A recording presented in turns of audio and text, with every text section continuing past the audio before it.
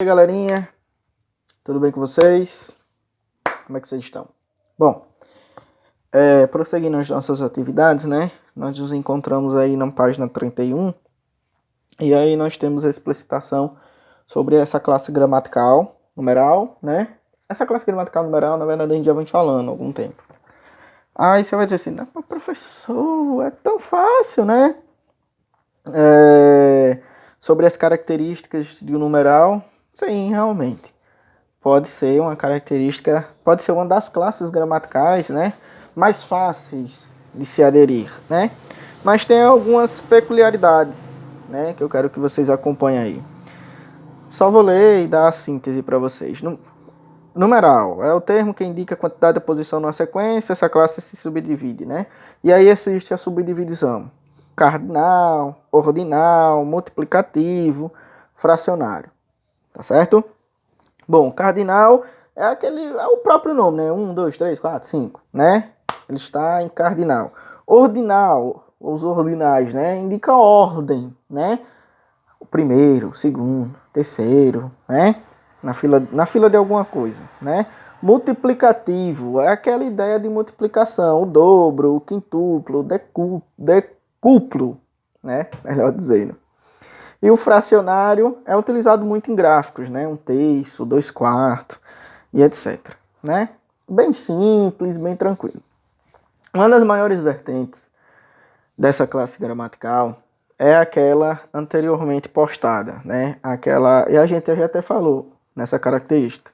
É saber delinear quem é artigo, quem é numeral. Quando é que eu tenho um número? Quando é que eu tenho um artigo, né?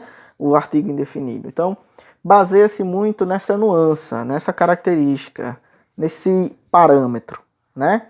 Os numerais cardinais podem também ser usados na construção de enunciados intencionalmente exagerados. Esse recurso expressivo denomina-se hipérbole. E aí agora nós falamos sobre figuras de linguagem, né? Meu filho, eu já lhe disse 1 milhão de vezes que eu não quero que você assista a esse programa, né? Essa ideia de exagero, de uso expressivo, de exagerar. Então, é chamado, como nas aulas de literatura nós denominamos, a hipérbole, né?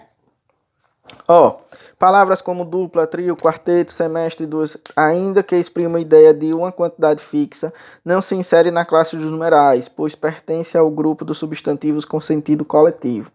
Presta atenção, duplo, trio, quarteto, semestre, dúzia e século é muito importante, porque existe, pessoal, existe uma característica assim, hein? Alguns gramáticos da língua portuguesa, né? Principalmente gramáticas escolares.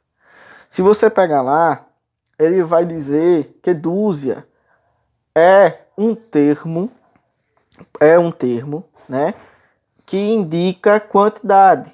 Então, dessa forma, ele é um numeral, né? Um numeral. E aí, a que tipo de característica ele dá esse numeral? Ele dá um numeral chamando este numeral de coletivo, né? De coletivo. Quinzena, ele dá a ideia também de coletivo, né?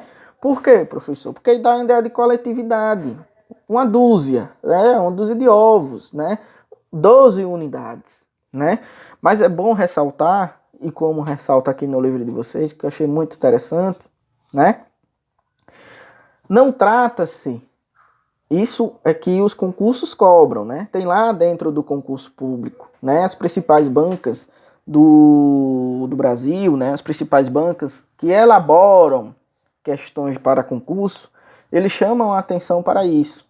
Que essas características, por mais que imprimam ideia de quantidades, eles não são considerados numerais. E aí você diz, mas professor, mas tem alguns gramáticos que consideram. Realmente. Mas os grandes gramáticos existenciais da nossa língua portuguesa, eles não denominam isso como quantidade. Então faz parte, pertence à característica do substantivo e não de quantidade de numeral. Uma dúzia, né? Professor, está indicando quantidade. Mas presta atenção. Falar, ainda que exprimam a ideia de quantidade fixa, não se insere nas classes numerais. Então, caso vocês verifiquem alguma gramática por aí afora que detecte que dúzia é um numeral coletivo, não se insira dentro dessa característica. Ele é um coletivo, sim, mas permeia sobre a classe gramatical substantivo, certo? Permeia sobre a classe gramatical do substantivo. É uma das nuances que eu ia dizer para você e das características do numeral, mas permeia sobre essa característica que está dentro desse material didático. Tá? Show de bola, né? Pronto, pessoal. Tiradas as dúvidas, né? Aí na 32, questão 32, exercícios de sala. Discuta se as palavras destacadas a seguir funcionam morfologicamente como artigo numeral. Ontem cometi um excesso. Comi 2 latas de leite condensado. Ontem cometi apenas um excesso. Comi 2 latas de leite condensado. Pessoal, o que é que vocês acham aí? O que é que vocês acham? Né?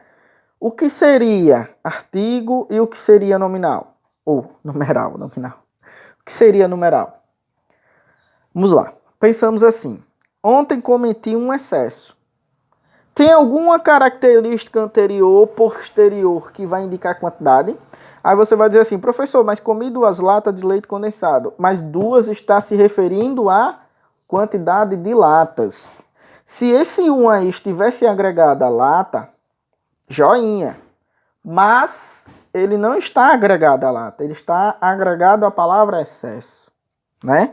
Então, desta forma, você não tem essa característica inerente de quantidade. Então, trata-se de um artigo indefinido, ok? E, na segunda pressuposição, ontem cometi apenas um excesso. O que faz delinear que aí é um numeral, ou que pode ser um artigo. A palavra anteposta apenas. Ok? Como assim, professor? Vamos colocar em outra situação essa palavra apenas, né? Vamos colocar ela em outra situação. Apenas um dos livros que comprei veio em bom estado. Note que esse apenas aí está sistematizando que há um termo quantitativo. Apenas, né? Apenas 2 homens, apenas um homem. Entendeu? Então, quando você determina que apenas, você está caracterizando algo quantitativo. Então, na primeira característica, nós temos um artigo indefinido. E para a segunda característica, nós temos um numeral. Perfeito? Joia? Tranquilo. Bom, pessoal, aí está explicado sobre as características do numeral, né? Sobre essas nuances numéricas contidas na página 31, questão 32, né? Eu vou pedir encarecidamente que vocês respondam a questão número 33 e 34 e enviem para vosso professor, tá? E aí depois seguimos, tá bom? Cheiro no coração, até mais, até breve. Saudades de todos. Tchau!